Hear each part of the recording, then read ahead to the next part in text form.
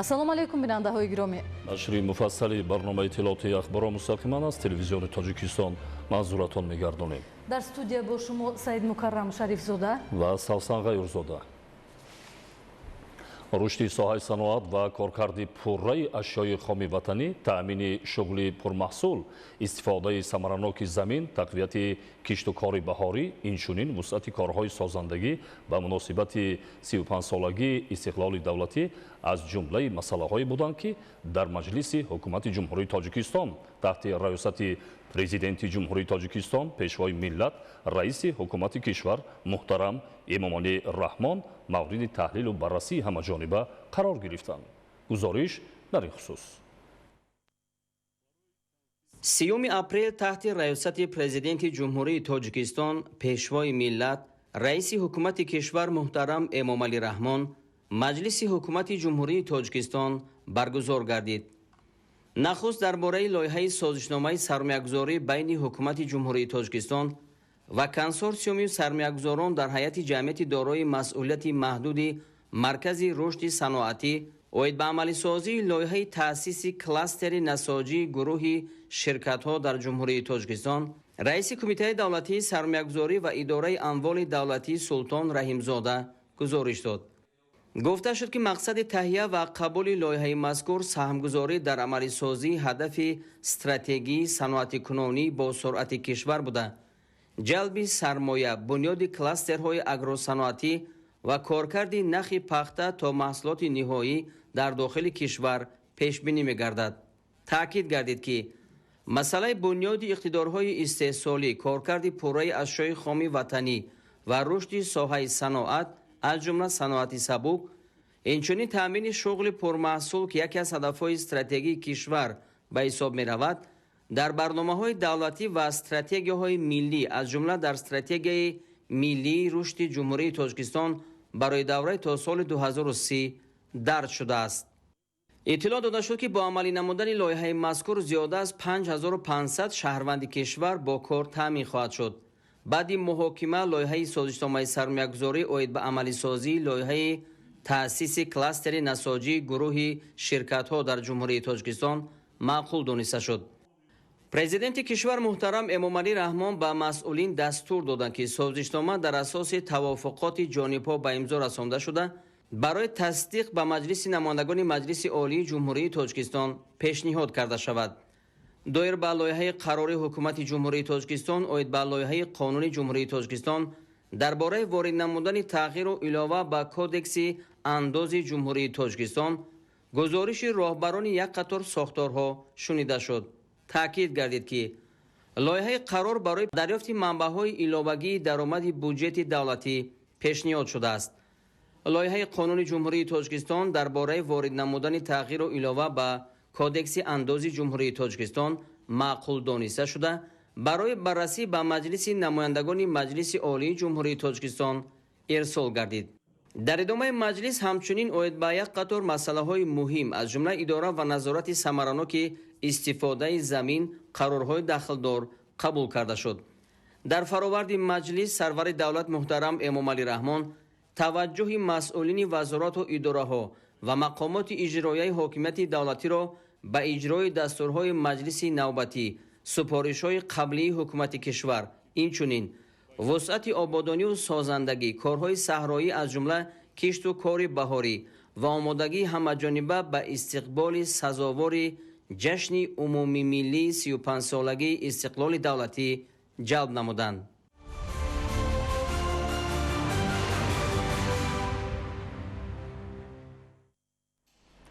истиқлоли давлатӣ гаронарзиштарин неъмат, ифтихору номуси ватандорӣ ва нишони возеҳи ҳувияту худшиносии миллӣ аст.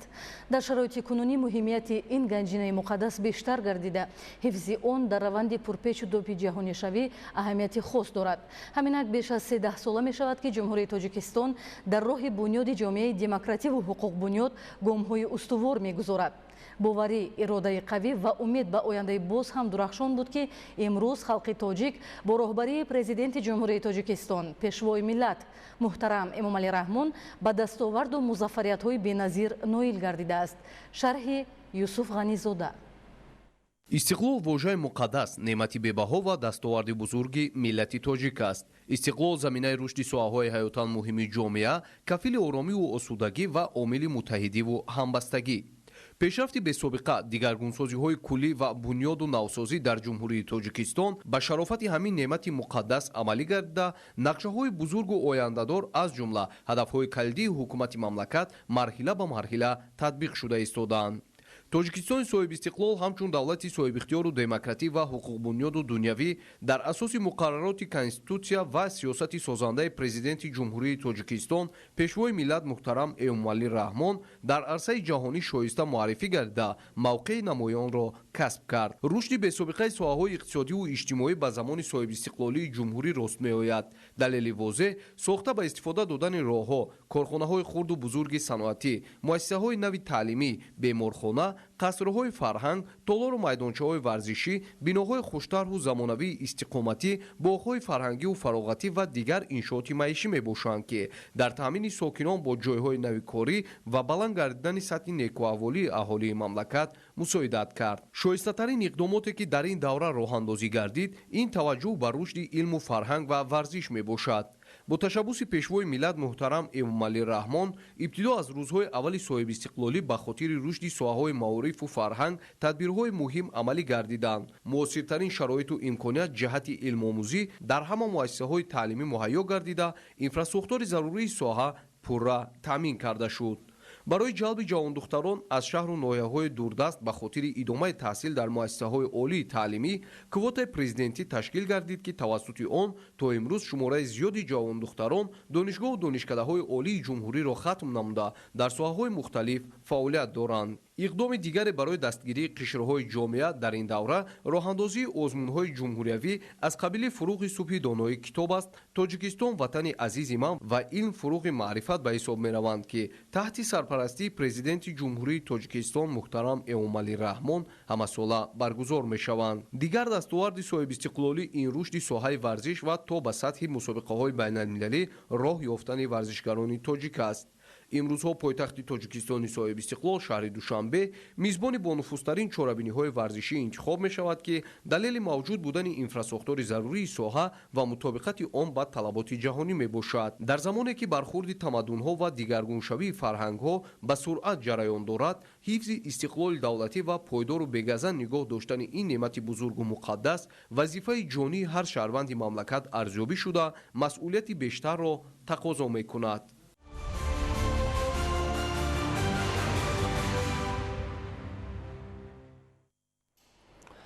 навиди варзишӣ бори аввал дар таърихи иштироки дастаи тоҷикистон оид ба дзюдо дар чемпионати осиё дар шаҳри бангкок 7 медал, 2 нуқра ва 5 биринҷӣ ба даст оварда ба қатори беҳтарин дастаҳои дзюдои қораи осиё шомил гардидааст. яъне гуфтан мумкин аст, ки ба шарофати паҳлавонони мо 7 маротиба парчами давлатии тоҷикистони азиз дар байни беш аз 30 мамлакати осиё парафшон гардид. аз маросими истиқболи ливобардорони меҳан ҳамкорони мо гузориш медиҳанд. дар фурудгоҳи байналмилалии шаҳри душанбе ки шакли идона дошт, роҳбарияти кумитаи кор бо ҷонон варзишӣ назди ҳукумати ҷумҳурии тоҷикистон ва хумоти ҷилои ҳукумати давлатии шаҳри душанбе, федератсияи дзюдои мамлакат, наздикон ва ҳаводорон, ки беш аз 1000 нафарро ташкил медоданд, бо гулдастаҳо истиқбол намуданд. ин ҷавонони саодатманди миллатро бо 7 медал дар қораи осиё дар вазнаҳои худ тоҷикистонро ба ҷои дуюм ва сеюм баровардан истиқбол гирифтанд. якумин бор дар таърихи ҷудои тоҷик мо 7 медал ба даст овардем, ки 2 нуқра ва 5 биринҷӣ, ки мо дар умумӣ ҷои панҷумро ишғол кардем. ҳариб дар ҳамаи вазно мо ҷоизадор шудем.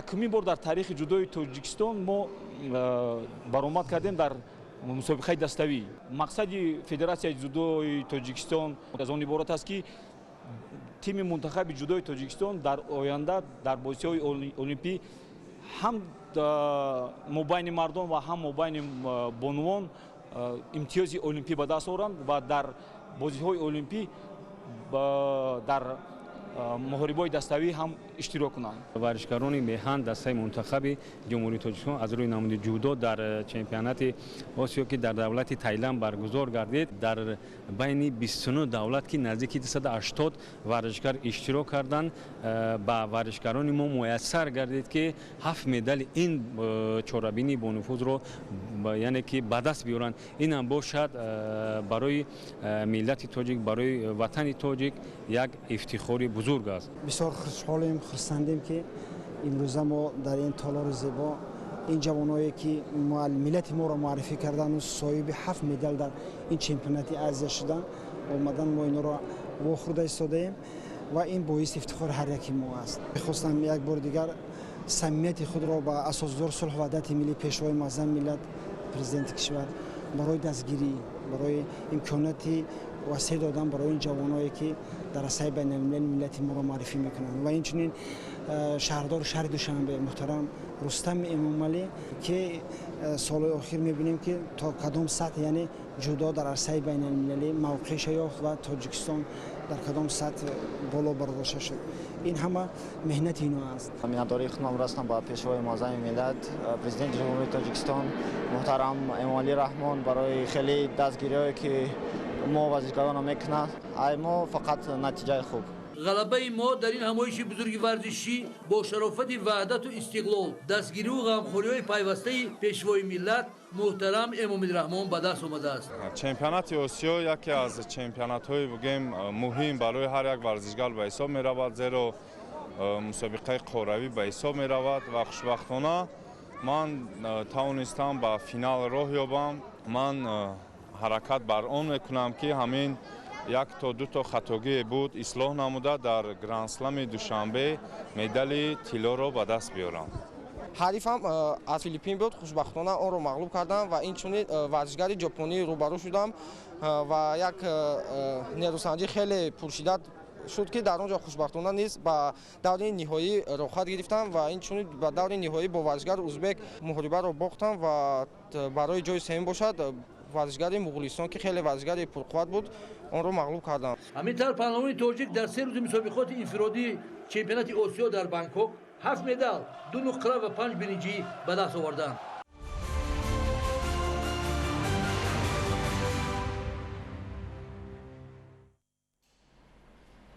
ҷиҳати таҷлили сазовори ҷашни бузурги миллӣ 35-солагии истиқлоли давлатӣ дар ноҳияи темурмалик мунфаршкунии роҳҳо бо маром идома дорад. аз ҷумла бо дастгирии сокинон ва соҳибкорони маҳаллӣ роҳи маҳаллии деҳоти ҳусейнобод мунфарш гардида истодааст. гузориши ҳамкоронамон дар ин хусус. дар ноҳияи темурмалики вилояти хатлон сокинони деҳаи ҳусейнобод тасмим гирифтанд ки маблағҳои барои ҳаҷ ҷамъовардаашонро дар ободии маҳал сарф намоянд. дар ин замина сокинони деҳаи ҳусейнобод тасмим гирифтанд ки бо ин васила дар ободии роҳҳои ҳудуди деҳот саҳм гузоранд. дар робита бо ин бо ташаббуси сокинон дар марҳилаи аввал 1,5 километр роҳи деҳот пурра мунфарш карда шуд. гуфта шуд ки минбаъд низ ин гуна корҳои хайр анҷом дода мешаванд. сокинон иброз доштанд ки минбаъд низ баҳри таъмини иҷрои дастуру ҳидоятҳои роҳбарияти давлат ва ҳукумати мамлакат аз тамоми имконият истифода мебаранд то барои обод намудани зодгоҳи худ ва дар маҷмӯъ тамоми Тоҷикистон ҳиссаи назаррас гузоранд. бо гарм шудани ҳаво дар ноҳияи Темурмалик корҳои мунфаршкунӣ ва таъмири роҳҳо оғоз шуд. имсол бо оғози маъракаи мунфаршкунӣ якчанд кӯчаи ноҳия ва дохили маҳалҳо бо ҷалби маблағҳои буҷавӣ ва соҳибкорони ватандӯз мунфарш гардиданд. дар ҳудуди ҷамоатҳои деҳоти ноҳияи Темурмалик корҳои ободониву созандагӣ бо маром ҷараён дошта мақомоти иҷроияи ҳокимияти давлатии ноҳия якҷо бо сокинон барои истиқболи шоистаи ҷашни 35-солагии истиқлоли давлатӣ аз тамоми имкониятҳо истифода бурда истоданд.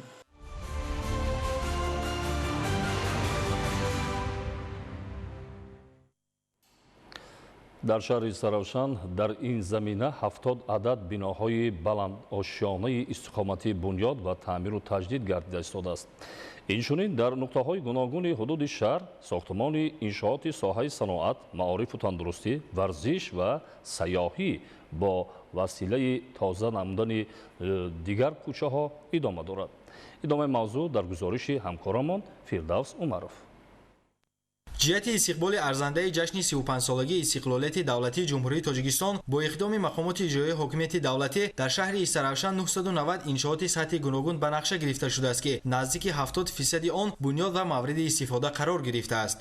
таъмиру азнавсозии муассисаҳои таҳсилоти миёнаи умумӣ 21 адад, сохта ба истифода додани муассисаҳои томактабӣ 4 адад, 21 адад марказҳои савдову хизматрасонӣ, 21 адад корхонаҳои истеҳсолӣ, 19 адад иншоотҳои варзишӣ ва 369 адад иншоотҳои гуногуни халқ мавриди истифода қарор дода шуданд. мо масъулини соҳа кӯшиш ба харҷ медиҳем ки бинои иншоотҳои ба нақша гирифта шударо тибқи моҳлати муқаррар карда шуда мавриди истифодабарӣ қарор диҳем. феълан сохтмони биноҳои баландошонаи истиқоматӣ дар хиёбони ба номи Исмоили Сомонӣ вусъати тоза дорад. зикр гардид ки иншооти мазкур аз 2 бино ва 16 ошонаи барҳаво бо назардошти пентхаус бунёд мегардад. тибқи нақшаи генералӣ дар таххонаҳои биноҳо ҷой барои нақлиёти сабукравӣ истиқоматкунандагон, дар ошонаи якум марказҳои савдо, кошонаҳои ҳусн ва муассисаи ташхисию табобатӣ дар назар дошта шудааст. саноатикунонӣ бо сурати кишвар омили рушди бо сурати иқтисод ва ҳадафи стратегии мамлакат. дар раванди мазкур шаҳри Истаравшан як қатор барномаҳоеро рӯй даст гирифтааст ки метавонад ҷиҳати саноатикунонӣ бо сурати кишвар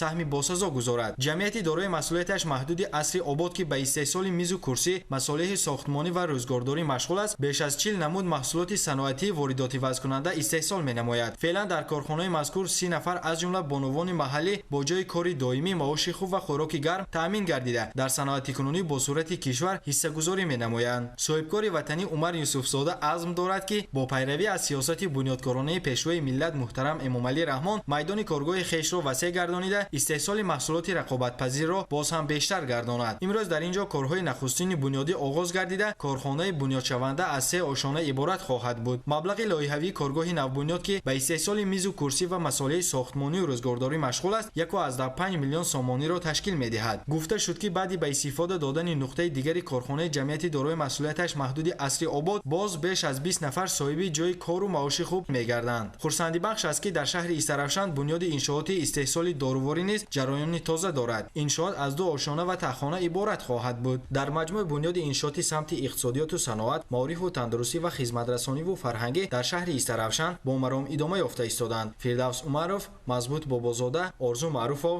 шаҳри Истаравшан, Ахбор.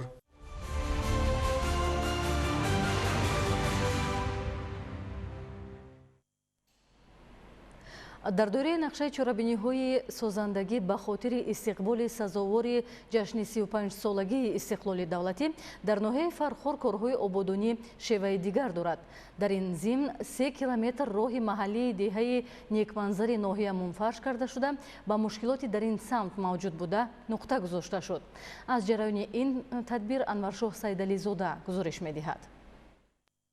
роҳҳои маҳаллӣ ҳудуди ҷамоати деҳоти хуросони ноҳияи Фархор ки ҳамагӣ 7 деҳаро дар бар мегирад таъмиру навсозӣ шуда дар марҳилаҳои нахустин корҳои сангу шағалпӯш ва тахту ҳамворкунӣ оғоз гардида буд. ҳаминак бо гузашти қариб як ҳафта марҳилаи ниҳоӣ тадбирҳои роҳсозӣ яъне мунфаршнамоӣ дар аксар деҳаҳои ҷамоат ба итмом расиданд.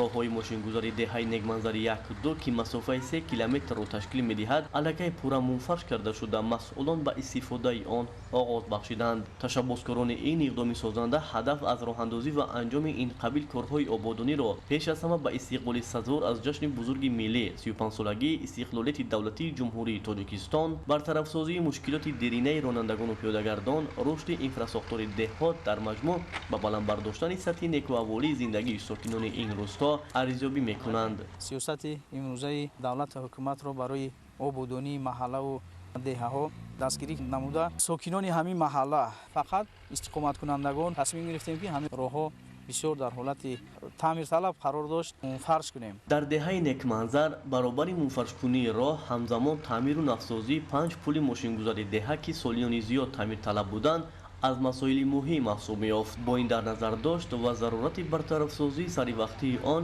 сокинони қавииродаи ин рӯсто талош варзиданд то дар идомаи чунин корҳои ободонии созандагӣ ба ин мушкилот низ хотима бахшанд. иқдом гирифтем ки симчӯбҳое ки дар территорияи ҳамин раҳи сохтагимон ҳастанд онҳоро иваз кунем. ғайр аз ин дар ҳамин ҳудуди ҳамин раҳи сохтагимон 5 кӯпру ки вай дар ҳолати садамавӣ қарор дошт онҳоро ба пуррагӣ таъмир кардем. ният дорем дар оянда ҳамин сиёсати ободкоронаи ҳукуматро дастгирӣ намуда дар дохили дигар маҳаллаҳои давлат бохтор дигар ана маҳаллаҳое ки ҳаст саҳми арзандаи худро барои пешрафти ватану давлату миллати худ гузорем.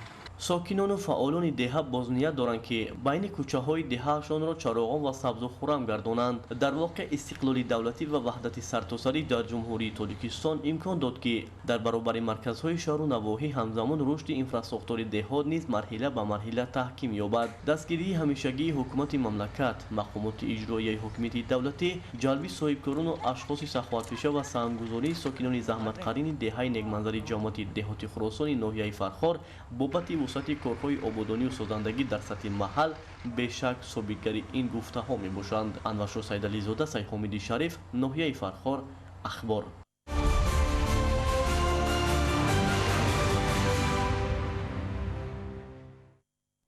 мукаммалсозии инфраструктури соҳаи варзиш бо низому усули корбарии муосир бо инобати рушди соҳаи тарбияи ҷисмонӣ ва оммавигардонии варзиш дар ноҳияи ёвони вилояти Хатлон чораҳои мушаххас таррезӣ гардида бунёди толору майдонҳои варзишӣ дар назар дошта шудааст ки кор дар ин самт бо маром идома дорад.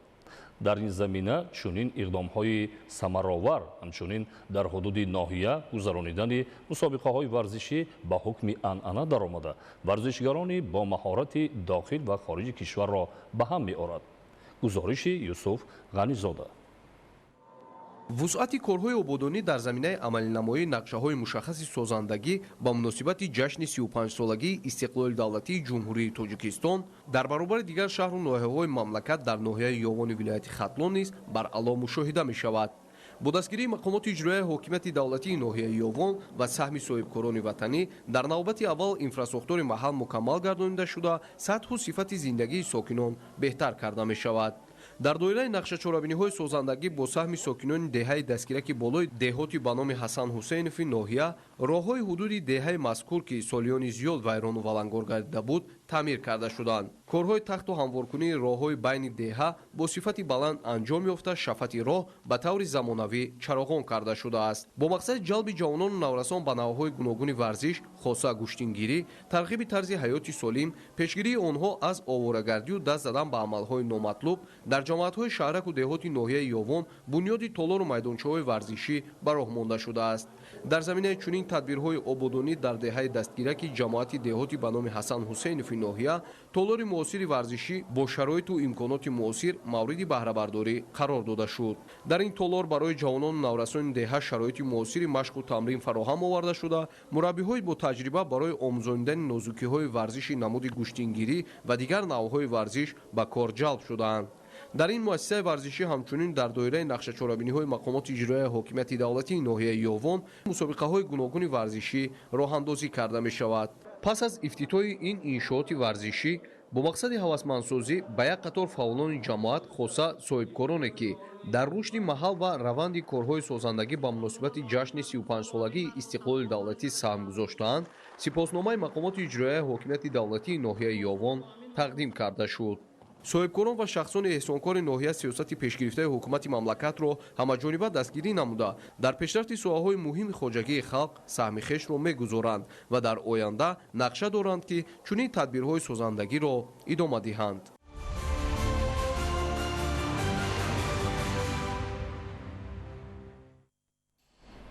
ҳамасола дар шаҳри хуҷанд ҷиҳати таъмини бозори дохилӣ бо маҳсулоти истеҳсоли ватанӣ ва тақвияти ҳаҷми содирот даҳҳо коргоҳу корхонаҳои нави саноатӣ ба кор дароварда мешавад. дар ин миён таваҷҷӯҳ ба бунёди коргоҳу корхонаҳои истеҳсоли маҳсулоти хӯрокворӣ низ зиёд аст. маълумоти бештар дар гузориши Абдуваҳоби Абдусаттор ва Илёс Бобоҷон.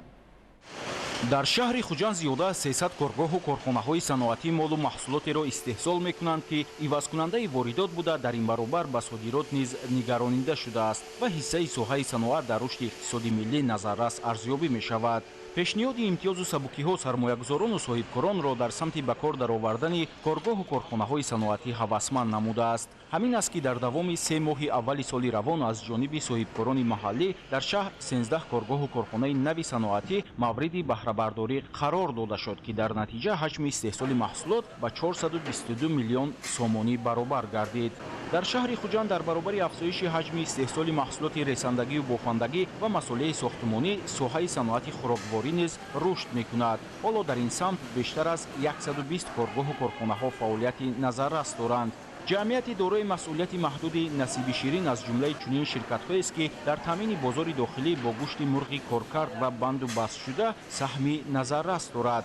дар ин корхона дар як шабонарӯз 10 тонна гӯшти мурғ коркард ва банду баст гардида таҳти бренди сайҳун ба фурӯш бароварда мешавад.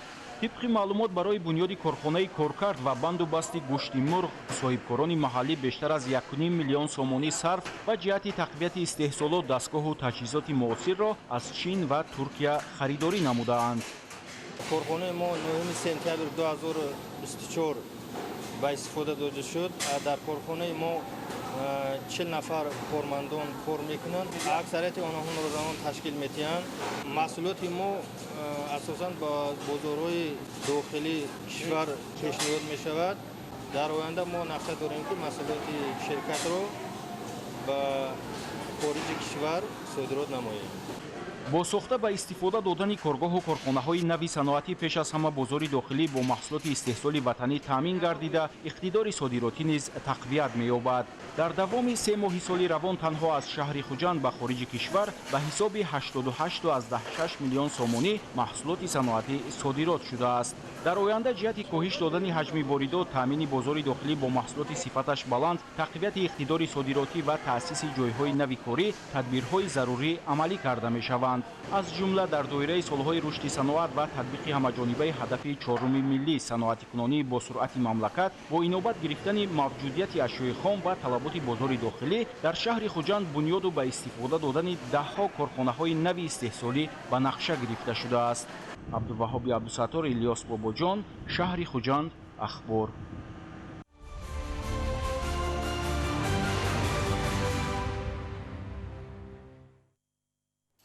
дар ноҳияи рашт таъмиру барқарорсозии канали 50-солагии тоҷикистон оғоз гардид. бо анҷом додани корҳои барқарорсозӣ 280 гектар заминҳои кишт бо оби полезӣ таъмин хоҳад шуд.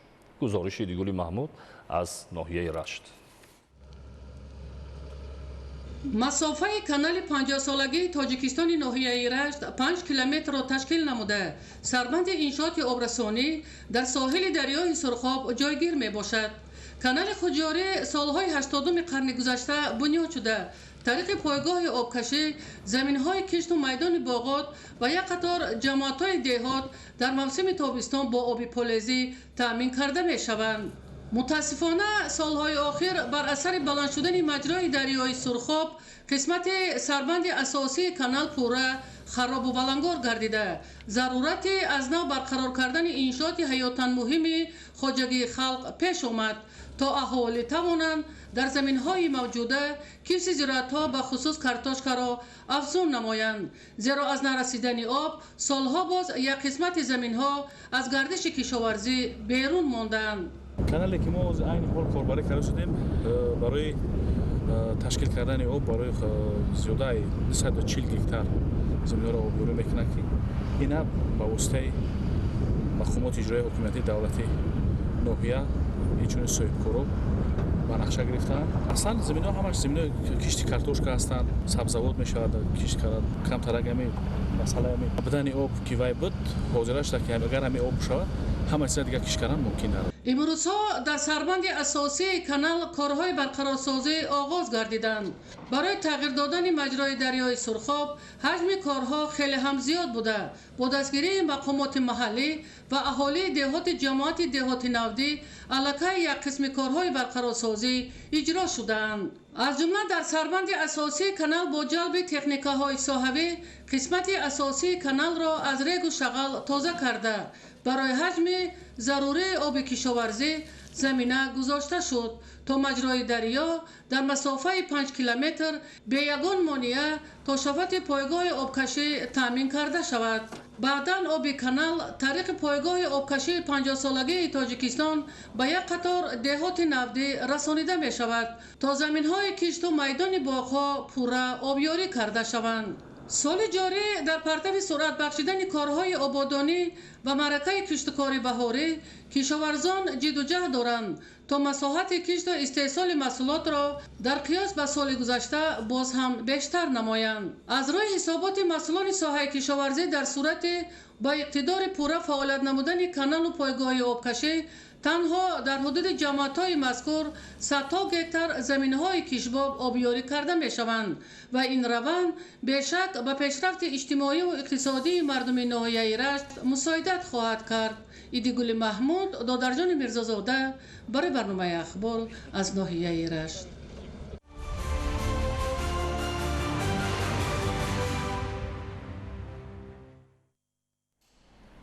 در جلسه شورای هماهنگسازی مقامات حفظ حقوق در ولایت سوخت وضع اجرای قانونگذاری در سمت استفاده ثمرناک قوه برق، حالتهای آشکار گردیده، پرداخت نشدن حق استفاده نیروی برق از خودکنی مبلغ مشتریان و دیگر مسائل مهم مورد تحلیل و بررسی قرار داده شد. گزارش محمود احمدزاده و دلشاد یوسفی. прокуратураи вилояти суғд ҷиҳати иҷрои қонуни ҷумҳурии тоҷикистон дар бораи энергетика, истифодаи самараноки қувваи барқ, вазъи назорати иҷрои қонун дар самти пешгирии зӯроварӣ дар оила, қонуни ҷумҳурии тоҷикистон дар бораи масъулияти падару модар дар таълиму тарбияи фарзанд, пешгирии вайрон намудани қоидаҳои ҳаракати роҳ ва садамаҳои нақлиётӣ дар давраи солҳои 2023-2024 ва сеҳмоҳии аввали соли 2025ро дар ҷаласаи шӯрои ҳамоҳангсозии мақомоти ҳифзи ҳуқуқи вилоят мавриди таҳлилу баррасӣ қарор дод. дар ҷаласа кормандони мақомоти прокуратура, дигар сохторҳои ҳифзи ҳуқуқи вилоят, намояндагони мақомоти иҷроии ҳокимияти давлатии вилояти суғд, шабакаҳои тақсимоти барқ, масъулини шӯъбаву бахшҳои соҳаи маориф, ходимони дин, фаъолони ҷомеа ширкат намуданд. таъкид гардид ки ҳукумати ҷумҳурии тоҷикистон таҳти роҳбарии президенти кишвар пешвои миллат муҳтарам Эмомалӣ Раҳмон баҳри таъмини оромиву осудагии кишвар, таъмини зиндагии шоистаи мардум тамоми тадбирҳоро амалӣ намуд ва дар баробари сохтмони иншооти муҳими энергетикаи мамлакат, таъмини аҳолӣ дар ҳамаи фасли сол бо барқ, таҷдиду навсозии зеристгоҳҳо ва хатҳои интиқоли барқ, бунёди нерӯгоҳи барқии обии Роғунро вусъат бахшида, ҳоло таҷдиди нерӯгоҳи барқии обии Қайроқум идома дорад, ки барои рушди мамлакат аҳамияти муҳим дорад. вале санҷишҳои прокурорӣ дар давоми соли 2024 ва 4 моҳи соли равон дар шаҳру ноҳияҳои вилоят 1498 ҳолати қонунвайронкунӣ оид ба истифодаи қувваи барқ ошкор карда, бобати чораандешӣ 31 парвандаи ҷиноятӣ ва 1467 ҳуқуқвайронкунии маъмурӣ оғоз намуд. дар ҷаласа қайд гардид ки бо мақсади таҳкими вазъи инфрасохтори барқ, кам кардани талафот, таъмини аҳолӣ бо барқ ва кодекси ҷиноятии ҷумҳурии тоҷикистон тағйирот ворид гардид ки мин баъд барои тағйир додани нишондоди ҳисобкунаки барқӣ ё бепайвасткунӣ ба чунин таҷҳизот истифодабарии қувваи барқ, саривақт пардохт накардани ҳаққи истифодаи барқ, ҷазои ҷиноятӣ аз ҷарима то чораи ба ҳабс гирифтан ба муддати аз 3 то 10 сол пешбинӣ шудааст ва ҳар шаҳрванд бояд дар риояи иҷрои қонун масъулиятнок бошад. имрӯз дар ҷаласаи васеи шӯрои ҳамоҳангсозии фаъолияти мақомоти ҳифзи ҳуқуқи вилоят, натиҷаи санҷиш ва таҳлили ҳолати риоя ва иҷрои қонунгузорӣ дар бораи энергетика, аз ҷумла истифодаи самараноки нерӯи барқ муҳокима гардида, аз натиҷаи он қарорҳои дахлдор қабул карда шуданд. мо сохторҳои дахлдорро зарур аст ки моҳияту мазмуни тағйири иловаҳо ба кодекси ҷиноятӣ ва кодекси ҳуқуқвайронкунии маъмурии ҷумҳурии тоҷикистон ба саҳми аҳолӣ ба таври дақиқ расонем. дар ҷаласаи имрӯза дар самти энергетика, пешгирии зӯроварӣ дар оила, таваҷҷӯҳ ба таълиму тарбияи кӯдак, пурра риоя нашудани қоидаҳои ҳаракат дар роҳ ва зиёд шудани садамаҳои нақлиётӣ, дигар масъалаҳои мавҷуди ин самт, роҳу воситаҳои пешгирӣ аз қонунвайронкуниҳо, гузаронидани корҳои фаҳмондадиҳӣ байни аҳолӣ пурра мавриди таҳлилу баррасӣ қарор дода шуд. бино ба арзёбии ширкаткунандагони ҷаласа, ҳамаи масъалаҳо дар самти истифодаи барқ, пешгирии зӯроварӣ дар оила, таълиму тарбияи кӯдак, риояи қоидаҳои ҳаракат дар роҳ, баҳри рушди соҳаҳои саноат, бунёди корхонаҳои нав, таъмини сокинони деҳоти дурдаст бо барқ, таълиму тарбияи фарзандон, омӯзиши технику технология ва беҳтар кардани сатҳи зиндагии аҳолӣ равона шудааст.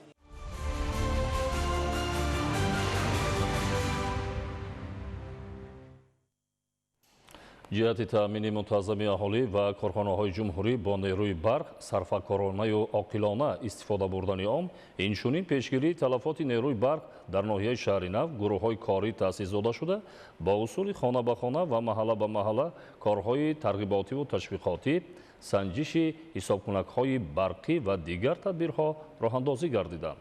идомаи матлаб дар гузориши Фаридуни Субҳон ва Садрдини Иброҳим.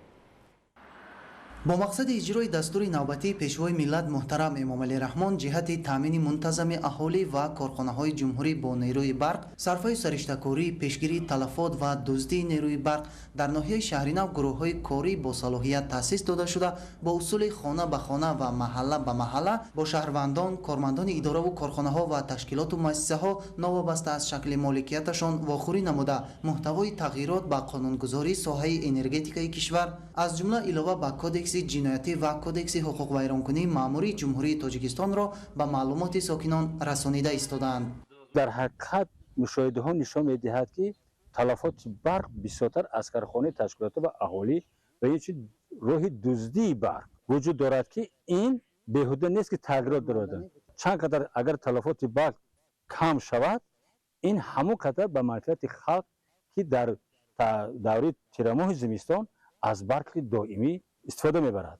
мутобиқи тағйиру иловаҳои ҷоригардида дар кодекси ҷиноятии ҷумҳурии Тоҷикистон барои вайрон кардани қоида ва меъёрҳои истифодаи қувваи барқ вобаста ба намуди ҳолатҳои ошкоршуда бо ҷарима ба андозаи то 1200 нишондиҳанда ва ё маҳрум сохтан аз озодӣ ба муҳлати то 10 сол ҷазо дода мешавад.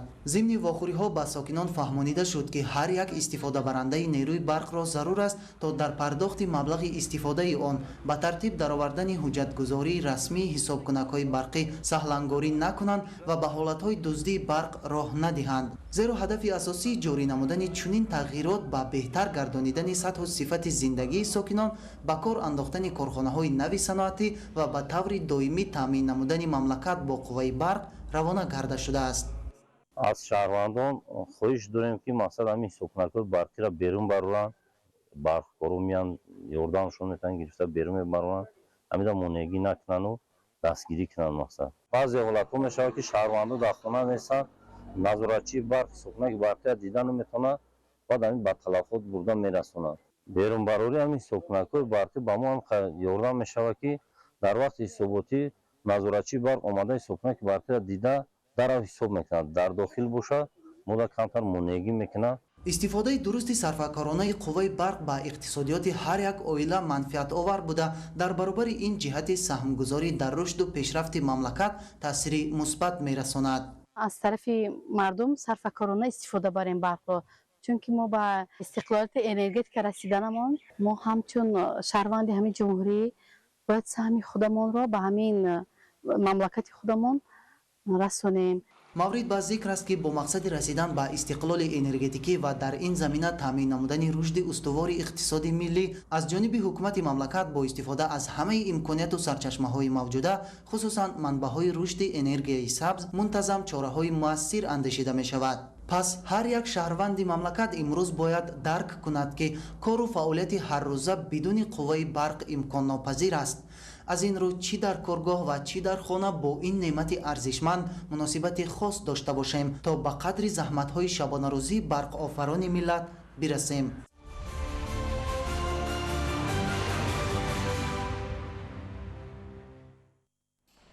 дар заминаи тадбирандешиҳои пайвастаи ҳукумати ҷумҳурии Тоҷикистон сатҳу сифати хизматрасонии тиббӣ дар мамлакат сол аз сол беҳтар гардида ба талаботи замон мутобиқ карда мешаванд. аз ҷумла дар дохили мамлакат нодиртарин ҷарроҳӣ ва ташхису табобати беморон амалӣ мегардад, дар хориҷ ва хароҷоти зиёд сурат мегирифт.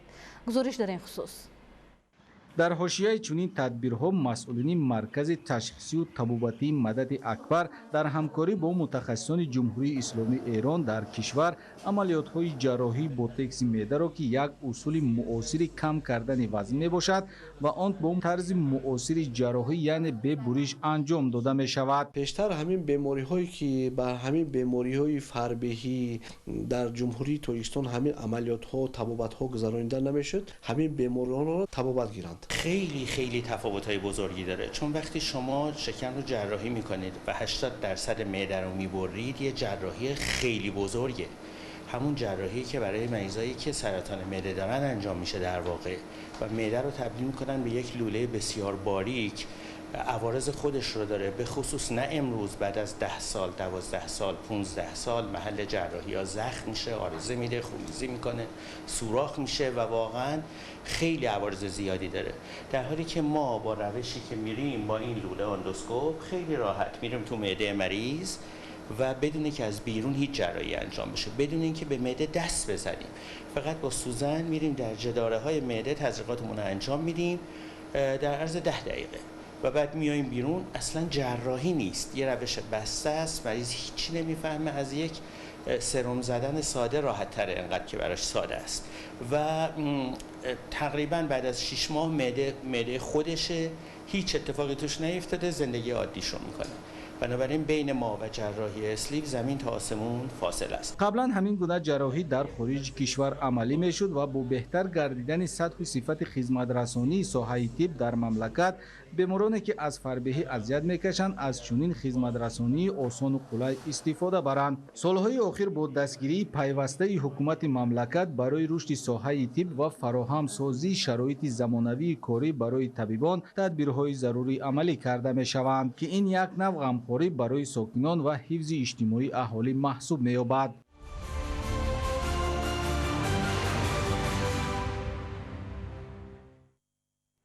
рушди соҳаи тандурустӣ ва амалисозии нақшаҳои мушаххас дар ин самт дар заминаи тадбирандешиҳои пайвастаи ҳукумати мамлакат ба беморхонаи марказии ноҳияи шамсиддини шоҳини вилояти хатлон дастгоҳи муосири ҷарроҳӣ ворид гардид ки ба болоравии сифати хизматрасонии тиббӣ мусоидат менамояд. гузориши раҳматалӣ насрӣ. дар сиёсати иҷтимоии ҳукумати ҷумҳурии тоҷикистон соҳаи тандурустӣ яке аз соҳаҳои афзалиятнок ба шумор рафта баҳри солимии ҷомеа ҳамеша тадбирҳои зарурӣ андешида мешавад. бахусус дар солҳои соҳибистиқлолӣ ба туфайли дастгириҳои пайвастаи пешвои миллат муҳтарам эмомалӣ раҳмон дастовардҳои соҳаи тиб дар ноҳияи шамсиддин шоҳини вилояти хатлон ҳам хеле назаррасанд. дар баробари бунёду аз навсозии беморхонаҳо ва нуқтаҳои тиббӣ ва мутахассисони соҳавӣ таъмини онҳо бо таҷҳизоти тиббӣ яке аз масъалаҳои муҳим ба шумор меравад. ба беморхонаи марказии ноҳия дастгоҳи муосири индовидеоҷарроҳӣ ворид карда шуд ки яке аз навгониҳо дар ин ноҳияи дурдаст буда минбаъд беморон метавонанд ба шаҳрҳои кӯлобу душанбе нарафта дар ин ҷо табобат карда шаванд. боиси ифтихор аст ки имрӯз дар ноҳияи мо дастрасӣ таҷҳизоти нави замонавии гаронарзиш эндовидеоҷарроҳӣ дастрасӣ карданд. аввалин амалиётҳои ҷарроҳӣ дар эндоҷарроҳӣ дар беморхона имрӯз аз тарафи худи табибони беморхона ва духтурони дараҷаи олии маркази ёрии таъҷилии ҷумҳуриявӣ гузаронда шуд. дар оянда мақсад дорем ки тамоми амалиётҳои ҷарроҳии кӯки шикам сар карда аз илтиёби шадиди кирмурда бемори санги талхадон тибқи эндовидеоҷарроҳӣ ба роҳ монем. маврид ба зикр аст ки беморхонаи марказии ноҳиявӣ дорои 9 шуъба буда ба 61 000 аҳолӣ хизмати тиббӣ мерасонад ва дастрасии чунин дастгоҳҳо ба беморхона мушкилоти табибон бартараф гардида ба пешрафти корашон мусоидат менамояд. дар навбати худ ҳам сокинону ҳам табибон аз чунин ғамхориҳо аз давлату ҳукумат сипосгузоранд. шукргузорӣ аз ваҳдати миллии истиқлоли давлати ҷумҳурии тоҷикистон мекунем. мо саъю кӯшиш мекунем кормандои соҳаи тандурустӣ ки маҳз бо ғамхориҳои пешвои муаззами миллат ҷавобан ба ин қадар ғамхориҳо мо боз ҳам сифати хизматрасониро хубтара беҳтар ба роҳ монем. дар оянда кӯшиш мекунем ки боз таҷҳизотҳои наву замонавӣ ба беморхона ворид карда хизмати тиббиро бо сифат анҷом диҳем. ба ҳамагон маълум аст ки фаъолияти самараноку ҳадафмандонаи муассисаҳои тандурустӣ танҳо дар сурати доштани заминаи бо қуввати моддӣ техникӣ имконпазир мебошанд. дохил шудани таҷҳизотҳои муосир ва татбиқ гаштани усулҳои замонавии ташхису табобат ба он мусоидат мекунад ки дастовардҳои соҳа дар бахши ҳифзи саломатии аҳолӣ бо тадриҷ беҳтару хубтар гарданд. ҷавобан ба чунин дастгириҳои ҳукумати ҷумҳурӣ табибон низ кӯшиш ба харҷ медиҳанд ки хизматрасонии тиббиро дар сатҳи баланд ба роҳ монанд. раҳматалӣ назри эраҷи қурбоналӣ, ноҳияи шамсиддин шоҳин, ахбор.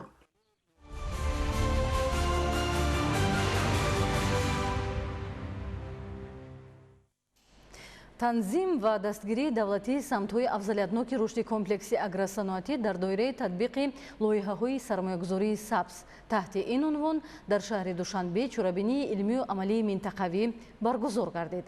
маълумоти бештар дар таҳияи Мансури Ҷалол. тадбирҳои дастгирии давлатӣ боиси баланд шудани фаъолияти сармоягузорӣ гардида дар 5 соли охир барои дастгирии молиявии комплекси агросаноатӣ аз ҳисоби бюджети давлатӣ зиёда аз 93 миллион сомонӣ ҷудо гардидааст ки ин нишондод нисбат ба 5 соли гузашта 26.6% афзоиш ёфтааст. ин суханҳо дар кори ҳамоиши илмие гуфта шуд ки дар кори он намояндагон ва коршиносони сохторҳои дахлдор, иқтисоддонҳо ва дигар шахсон иштирок намуданд. яке аз ҳадафҳои стратегияи таъмини амнияти озуқаворӣ мебошад ҷорӣ намудани равандҳои инноватсионӣ, ҷалби сармоя барои ин равандҳо бевосита бо дастгирии давлат дар доираи он барномаву консепсияу стратегияҳое ки ҳукумати ҷумҳурии Тоҷикистон қабул мекунад амалӣ карда мешаванд. ҷустуҷӯи роҳҳои танзим, дастгирии давлатии самтҳои афзалиятноки рушди комплекси агросаноатӣ дар доираи татбиқи лоиҳаҳои сармоягузории сабз дар ин сам ҳамбастагӣ бо мутахассисони соҳа ва амсол ба ин аз ҳадафҳои ҳамоиш дониста мешавад ки коршиносон баргузории ин тадбирро муҳим ва ба маврид арзёбӣ намуданд. барнома ва стратегияҳо оид ба ин амалҳо қабул карда шудаанд. чунин конференс семинарҳо метавонанд ки ба ҳо кишоварзон бошад, хо дигар самтҳои иқтисодиёти миллӣ бошад, тавсияҳои муфид медиҳанд то ки мо ба ҳадафҳои ниҳоии ҳамин барномаҳо расем. дар кори ҳамоиши илмию амалӣ ҳамчунин таъкид гардид ки дастгирии давлатии комплекси агросаноатӣ дар замони муосир рушди ҷомеа ва пешрафти он ба манфиат буда ҷиҳати беҳтар гардонидани сатҳу сифати зиндагии мардум ва коҳиш додани сатҳи бекорӣ дар кишвар мусоидати фаъол менамояд. мубодилаи афкор ба кори ҳамоиши илмӣ анҷом бахшид.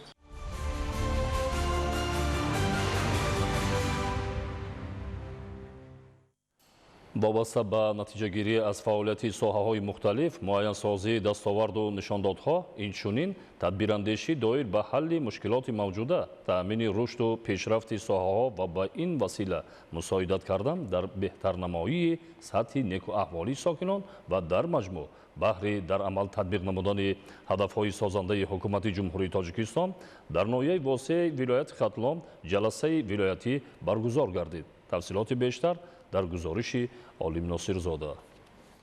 дар толори қасри фарҳанги ноҳияи восе бо ҳузури намояндагони мақомоти иҷроияи ҳокимияти давлатии вилояти Хатлон, ноҳияи восе ва роҳбарону кормандони сохторҳои гуногуни сатҳи ҷамоату деҳот, ноҳия, минтақа ва вилоят ҷаласаи ҳисоботӣ ва таҳлили вазъи соҳаи иҷтимоӣ ва идеологии ноҳия баргузор гардид. дар ибтидо иштирокдорон аз ҷараёни мусобиқаи варзишии шашкаву шоҳмот ки баҳри ташаккули маҳорату истеъдоди зеҳнии наврасону ҷавонон миёни хонандагони муассисаҳои таълимии ноҳия баргузор шуда буд, дидан карда ташкили бештари чунин мусобиқаҳоро дар рушди тафаккури насли ояндасоз манфиатбахш маънӣ дод карданд. ёдовар мегардем ки қаблан бо ташкили гурӯҳи корӣ намояндагони мақомоти иҷроияи ҳокимияти давлатии вилояти Хатлон ва дигар масъулони ниҳодҳои гуногуни сатҳи вилоятиву минтақавӣ ва ноҳиявӣ аз вазъи фаъолият, таъмини шароити беҳдоштӣ, дастоварду пешравӣ ва мушкилоти мавҷудаи ҳалталаб дар муассисаву ташкилотҳои гуногуни ноҳияи восе шинос гардида, зимни ҷараёни ҷаласа нишондодҳо бо пешниҳоди ҳисоботи мушаххас ва баромаду маърузаҳо мавриди таҳлилу баррасӣ қарор дода шуд. дар идома фаъолияти сохторҳои гуногун аз ҷумла маорифу тандурустӣ, фарҳанг, бахши дин, танзими анъана ва ҷашну маросим, бахши кор бо занон ва оила, ҷавонон ва варзиш ва дигар соҳаҳо дар давраи семоҳаи аввали соли ҷорӣ натиҷагирӣ карда шуд. мақсади баргузории ҷаласа муайян намудани нишондодҳо бо муқоисаи давраи фаъолияти солҳои қаблӣ бо назардошти боз ҳам беҳтару хубтар намудани шароиту имкониятҳо ва афзун сохтани дастовардҳо дар соҳаҳои ҳаётан муҳими хоҷагии халқ арзёбӣ гардид. таъкид шуд ки дар сиёсати давлатдории ҷумҳурии Тоҷикистон ба соҳаи иҷтимоиёт ва идеологӣ афзалият дода шуда, баҳри пешрафту ташаккулёбии соҳаҳо аз ҷониби ҳукумати мамлакат тамоми шароиту имкониятҳои зарурӣ фароҳам гардида, таваҷҷӯҳу дастгириҳо дар ин самт афзоянда маънӣ дод карда шуд. ضمن ҷараёни ҷаласа вобаста ба фароҳам сохтани шароити муосири таҳсил дар муассисаҳои таълимӣ, фаро гирифтани шумораи бештари наврасону ҷавонон ва аҳли ҷомеа ба озмунҳои ҷумҳуриявӣ, беҳтарнамоии вазъи хизматрасониҳои тиббӣ дар муассисаҳои тандурустӣ, рушд бахшидани соҳаи фарҳанг, эҳёву муаррифӣ ва густариши оинҳои бостонӣ, аз ҷумла ҳифзи анъанаҳои либоспӯшии миллӣ ва истифодаи самарабахши имкониятҳои мавҷуда дар ин самт, ташаккул додани фаъолнокии ҷавонон, ҷалби бештари онҳо дар мусобиқаҳои варзишиву озмуну олимпиадаҳои фаннӣ ва тақвияти малакаи забондонии онҳо, риояи қонуни ҷумҳурии Тоҷикистон дар бораи танзими анъана ва ҷашну маросим, пешгирии пошхӯрии оилаҳо ва ба роҳ мондани корҳои фаҳмондадиҳӣ миёни аҳолӣ ҷиҳати устувориву мустаҳкамии оилаҳо, густариш бахшидани раванди бунёдкориву созандагиҳо ва таъмини мутахассисони соҳавӣ дар бахшҳои мухталиф, дастуру супоришҳои мушаххас ва тавсияҳои судманд дода шуд. Олим Носирзода, Хуршеди Нодирхон, ноҳияи Восе, Ахбор.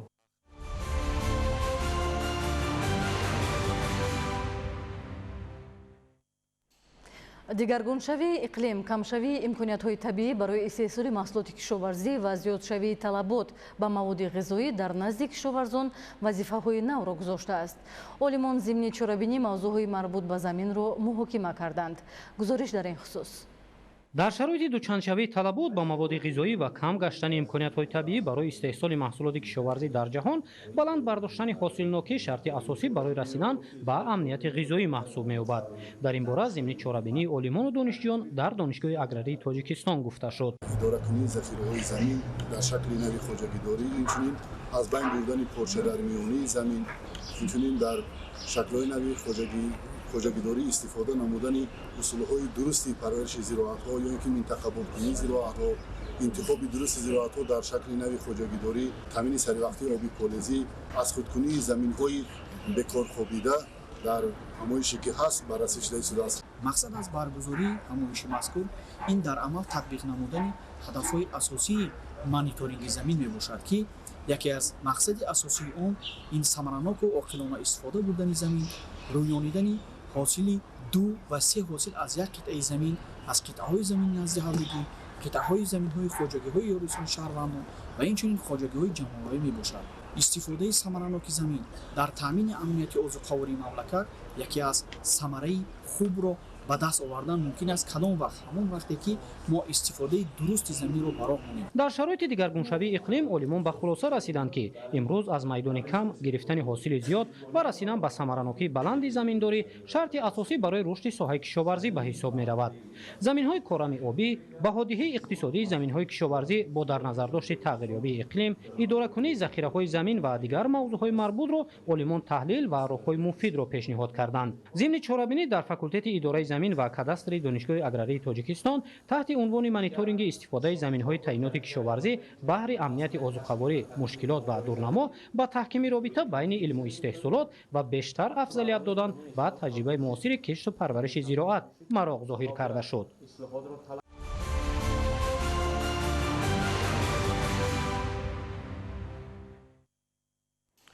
дар ноҳияи рӯдакӣ ба мақсади тозаи озода ва барқарорсозии каналу ҷӯйҳои обгузар корҳои обудонӣ ташкил ва роҳандозӣ гардида иншооти муҳими хоҷагии халқ ба ҳолати аввала баргардонда мешавад. чунин як тадбири ободонӣ дар ҷамоати деҳоти Гулистон баргузор шуд, ки ҷиҳати таъмини заминҳои кишт бо оби полезӣ замина хоҳад гузошт. гузориши ҳамкорони мо дар ин хусус таҳия шудааст. ҳамин ҷӯй агарчи хурд аст, аммо барои хоҷагии халқи ноҳияи рӯдакӣ, хусусан бошандагони ҷамоати деҳоти Гулистон хеле муҳим дониста мешавад. қаблан ҳолат ин гуна набуд. бемасъулиятӣ ва бетарафӣ бархе аз сокинон боис шуд, ки ин канали обгузар корношоям гардида, дар ҳолати боришу борони сел ташвишовар гардад. ба иддаои масъулин ҳамагӣ чанд сол қабл ин ҷӯй барои обмонии заминҳои корам васеъ истифода шуда таъмини чорво бо об ва заминҳои назди ҳавлигӣ шодоб мегардид. ин дар ҳолест, ки дар ҳудуди ҷамоати деҳоти Гулистон 305 хоҷагии деҳқонӣ беназардошти заминҳои назди ҳавлигӣ фаъолият менамоянд ва обёрӣ гардидани онҳо аз ин ҷӯй яке аз сарчашмаҳост. мо кишоварзони ҷамоати Гулистон сами кӯшиш дорем, ки тамоми заҳворҳо, канал ҷӯйворро кор намуда, тоза намуда бо техникаҳои пурқидор барои обрезии заминҳои хоҷагии деҳқонӣ, ки дар мо 305 хоҷагии деҳқонӣ аст, заминҳои наздиҳолӣ ва заминҳои ёрастон пурра ба оби полидӣ таъмин намоем ва аз сокинони маҳал хоҳиш карда мешавад ки предметҳои пластикиро дар ҳамин каналҳо напартиянд. бо назардошти муҳимияти канали мазкур масъулини мақомоти иҷроии ҳокимияти давлатии ноҳияи рудакӣ дар заминаи вусъати корҳои ободонӣ иқдоми башардӯстонаеро рӯй даст гирифт ки дар доираи он канали обгузари деҳаи сангтудаи ҷамоати деҳотии гулистон тоза гардида ба ҳолати аввала баргардонида шуд. ин иқдоми инсондӯстона тақозо мекунад ки бошандагону истифодабарандагони ин ҷӯй бетарафиро ихтиёр накарда дар ҳолати корӣ нигоҳ доштани он мусоидати фаъол намоянд.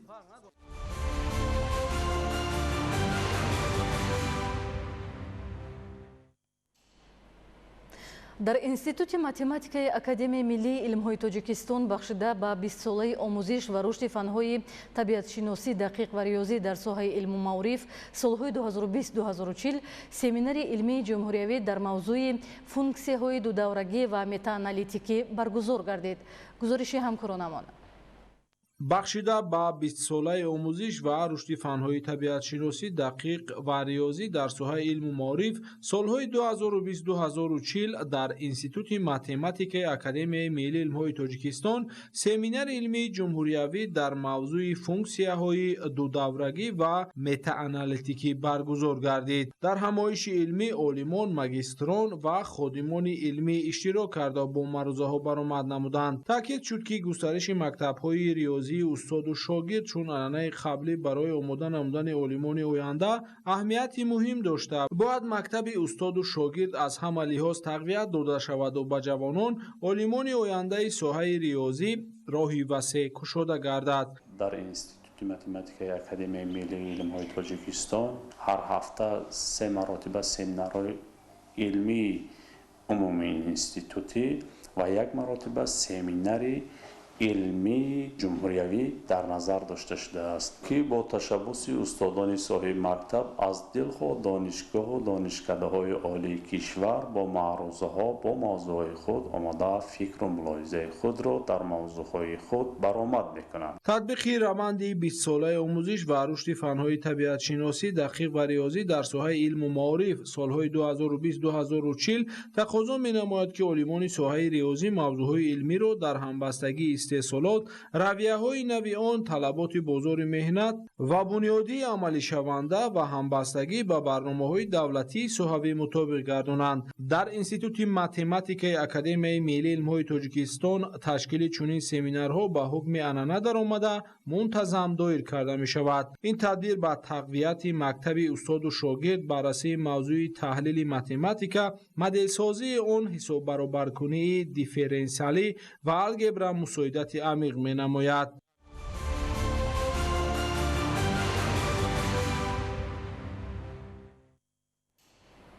имрӯз дар шаҳри душанбе даври ниҳоии даъвати 18-уми озмуни ҷаҳонии пули забони чинӣ дар соли 2025 байни толибилмони риштаи забони чинӣ баргузор гардид.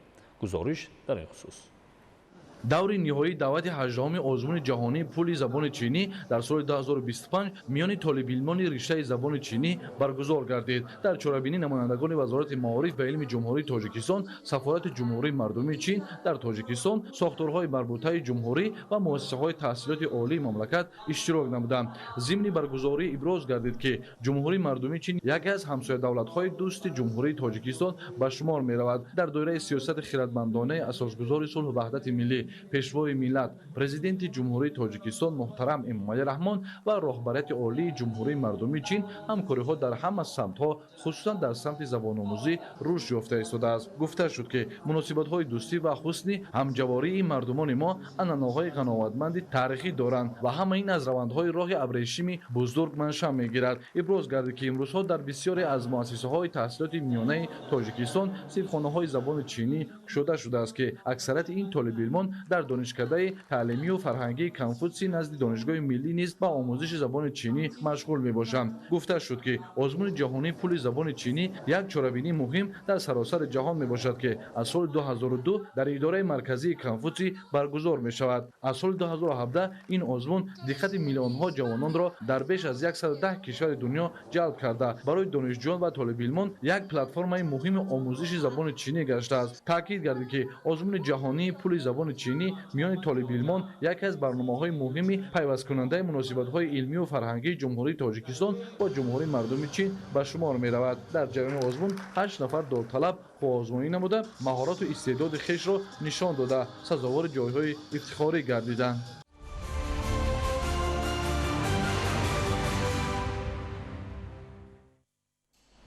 дар ноҳияи данғара бо мақсади иҷрои дастуру супоришҳои сарвари давлат муҳтарам Эмомалӣ Раҳмон ва амалисозии барномаи давлатии такмили таълим ва омӯзиши забонҳои русӣ ва англисӣ дар ҷумҳурии Тоҷикистон барои давраи то соли 2030 фестивали забони англисӣ баргузор гардид. гузориши Салоҳиддини Неъмат дар ин хусус. дар доираи амалисозии барномаи давлатии такмили таълим ва омӯзиши забонҳои русӣ ва англисӣ дар ҷумҳурии Тоҷикистон барои давраи то соли 2030 раёсати маорифи мақомоти иҷрои ҳокимияти давлатии вилояти Хатлон моҳи апрелро дар ҳама муассисаҳои таълимии ҳудуди вилоят ҳамчун моҳи омӯзиши забони англисӣ эълон намуда дар ин самт озмуну маҳфилҳои судманд ташкил намуда буданд. ҷиҳати натиҷагирӣ аз моҳвораи мазкур дар ноҳияи данғара фестивали забони англисӣ баргузор гардид ки дар он масъулини раёсати маорифи вилояти Хатлон, шуъбаи маорифи ноҳия, омӯзгорони фанни забони англисӣ ва хонандагон ширкат доштанд. дар ин чорабинӣ хонандагони фаъоли муассисаҳои таълимии ноҳия дар баромаду ҳунарнамояшон фарҳангу таърихи миллатҳое ки забони давлатияшон англисӣ аст нишон дода порчаҳои шеърӣ ва қиссаву достонҳоро бо ин забон бо маҳорати баланд қироат намуданд. мавриди зикр аст ки пешвои миллат муҳтарам Эмомалӣ Раҳмон дар поёми навбатии солонаашон ба маҷлиси олии мамлакат оиди омӯзиши забонҳои хориҷӣ бо таъкидҳои мушаххас иброз доштанд ки дар шароити рушди босуботи ҳамкориҳои байналмилалӣ ва вусъат ёфтани ҳамгироии Тоҷикистон бо ҷомеаи ҷаҳон талабот ба мутахассисоне ки сатҳи касбияти баланд дошта забонҳои хориҷӣ махсусан русӣ ва англисиро хуб медонанд рӯз ба рӯз меафзояд.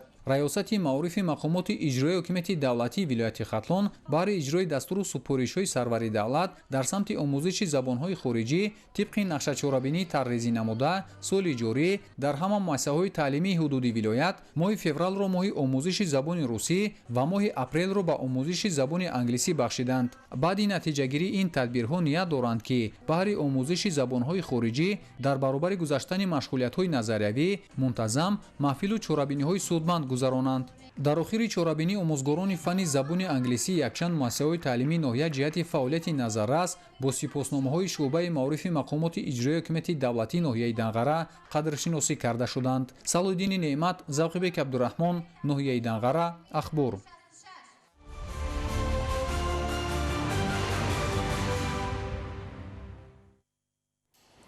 با مقصد بلند برداشتن معرفتی اویلاداری، فعالگردانی اشتراک زنان و دختران در حیات جمعیتی، آماده نمودن جوانان به حیات مستقلانه و ارزشگذاری بر رسم آیین‌های ملی بین کارمندان کارخانه واحد دولتی راه آهن تاجیکستان، آزمون گلدختران آهن‌سریشت گذرانیده شد. همکاران ما گزارش می‌دهند. озмуни гулдухтарони оҳансиришт миёни 8 гурӯҳ ситора аз корхонаи воҳиди фосилоту мухобирот, локомотив аз пойгоҳи локомотивӣ, бонувони оҳансиришт аз қитъаи роҳи оҳани Хатлон, гурӯҳи шифо аз беморхонаи роҳи оҳан, роҳбалад аз корхонаи воҳиди мусофирбарӣ, аз қитъаи душанбегии роҳи оҳани Тоҷикистон, гурӯҳи нур аз қитъаи таъминоти барқ ва гурӯҳи бонувон аз пойгоҳи вагонҳои боркаш доир гардид. зимни чорабинии фарҳангӣ таъкид карда шуд ки ҳукумати ҷумҳурии Тоҷикистон бо дар назардошти нақш ва саҳми созандаву бунёдкоронаи занону духтарон барои онҳо дар кишвар фазоеро ба вуҷуд овардааст ки озодона таҳсил ва дар баробари мардон фаъолият менамоянд. занону ҷавондухтарони корхона ва муассисаҳои роҳи оҳани Тоҷикистон низ дар баробари фаъолият кардан дар яке аз соҳаҳои иқтисодии мамлакат, инчунин дар ҳифзи арзишҳои милливу фарҳангӣ, тарғиби либоси миллӣ ва соҳибкасбу соҳибдониш гардонидани насли ҷавон саҳмгузоранд. озмуни гулдухтарони оҳансиришт дорои 5 шарт буда дар раванди он сатҳи дониш, малакаи корӣ, ҳифзи арзишҳои оиладорӣ аз ҷониби занону ҷавондухтарон, тарбияи фарзанд дар рӯҳияи ватандӯстӣ ва худшиносӣ, маҳорати омода намудани хӯрокҳои миллӣ, мусоидат намудан ба фаъолияти самаранок санҷида шуд. иштирокчиёни озмун дар иҷрои шарти суолу ҷавоб ва саҳнаҳои ҳаҷвӣ бо баррасии мавзӯъҳои муҳими ҳаётӣ маҳорати баланд нишон доданд. дар анҷоми озмун ғолибон сазовори ҷойҳои намоён гардида бо ифтихорнома, сипоснома ва тӯҳфаҳо сарфароз гардиданд. ҳамзамон ҳамаи иштирокчиёни озмун ҳавасманд гардонида шуданд.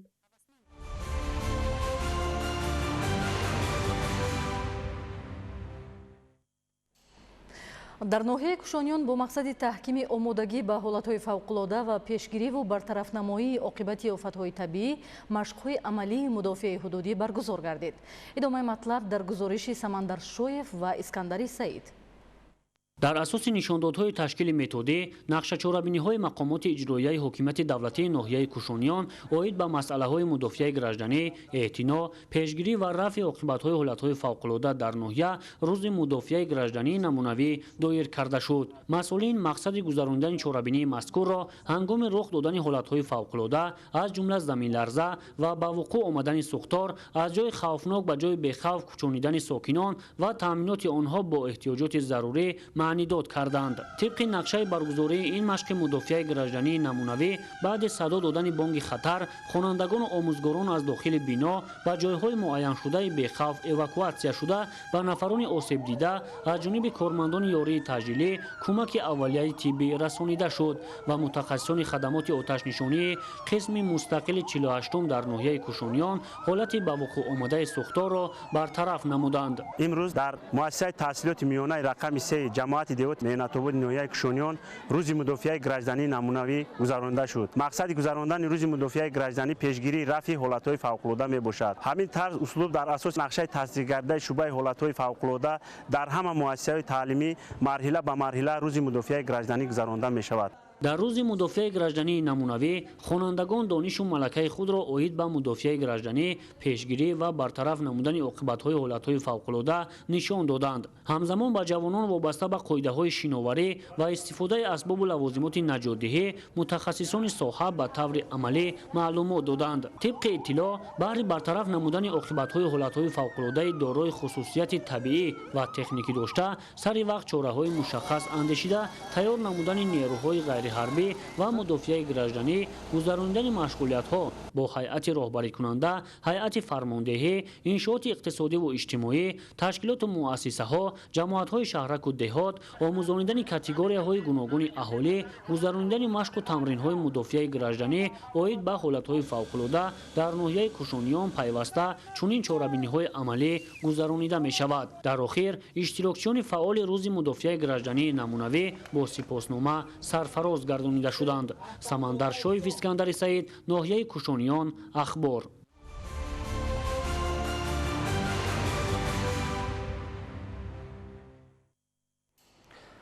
гӯштини миллӣ гӯштингирӣ аз маъмултарин навъи варзиши суннатии тоҷикон ба ҳисоб меравад. дар идомаи тантанаҳои ҷашни байналмилалии наврӯз дар ноҳияи ховалинг мусобиқаи варзишӣ аз рӯи намуди гӯштингирӣ баргузор гардид, ки беҳтарин паҳлавонони шаҳру ноҳияҳои вилояти Хатлон дар он қуввоозмоӣ намуда ғолибон бо тӯҳфаҳо қадрдонӣ гардиданд. гузориши Анваршо Сайдаризода. бо ҳамасола зиёд гардидани таваҷҷуҳу дастгириҳои давлату ҳукумати ҷумҳурии Тоҷикистон ва фароҳам сохтани шароитҳои мусоид дар самти варзиш, имрӯзҳо баргузории мусобиқаҳои варзишӣ дар мамлакат бештар ба роҳ монда мешавад.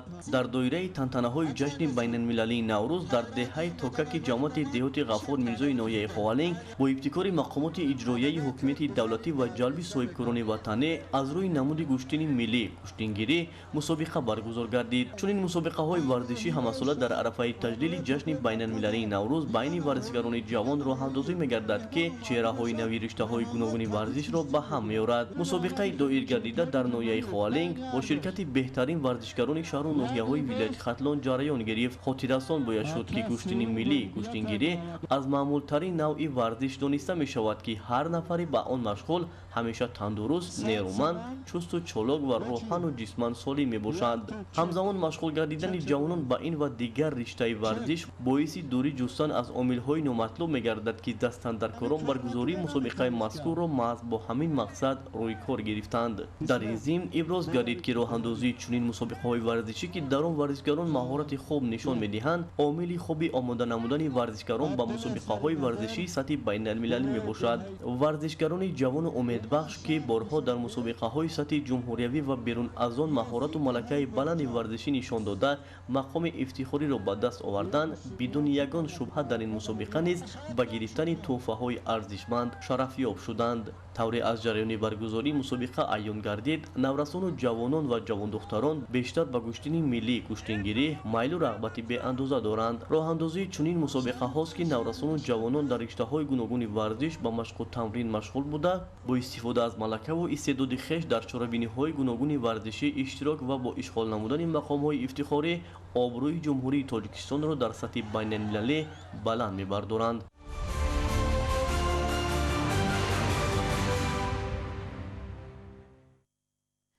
бинандаҳои азиз, дар ҳаминҷо нашри муфассали барномаи иттилоотии ахбор хотима меёбад. ба шумо зиндагии ободу осоиштаро таманно дорем. саломат бошед.